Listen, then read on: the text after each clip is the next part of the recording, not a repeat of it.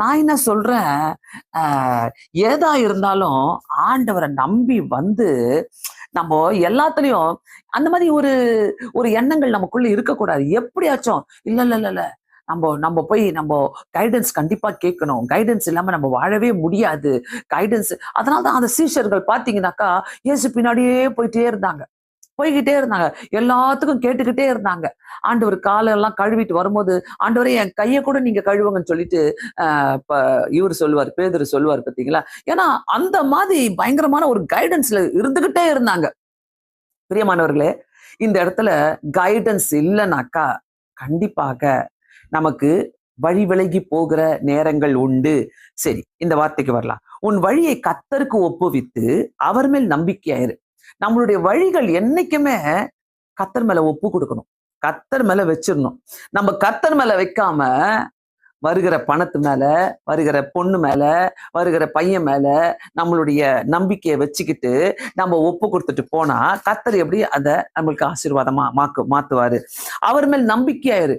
அவர் அவர் வழிகளை கர்த்தருக்கு ஒப்பு கொடுத்துட்டு அவர் மேல நம்பிக்கையாருன்னு சொல்லும் போது அந்த நம்பிக்கையை இழந்துடுறோம்.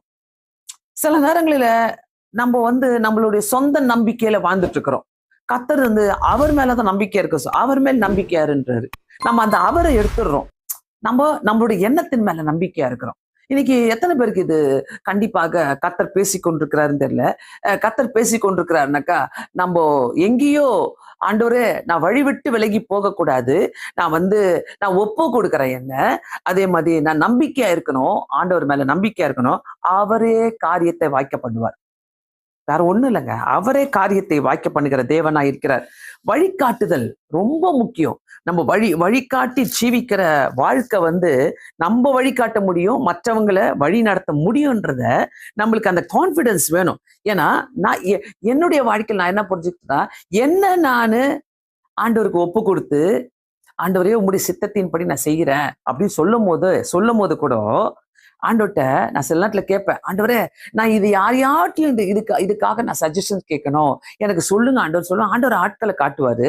நான் போயிட்டு அவங்களுடைய சஜஷன் கேட்பேன், அவங்களோட கலந்து கொள்ளுவேன், ஜெபிக்கிறவங்களோட நான் பேசிக்கொள்ளுவேன். அப்போ கர்த்தரு அந்த வழிகாட்டுதலை எனக்கு உணர்த்துவார், கன்ஃபார்ம் பண்ணுவாரு. சோ அந்த கன்ஃபர்மேஷன் தான் நமக்கு ரொம்ப முக்கியம்.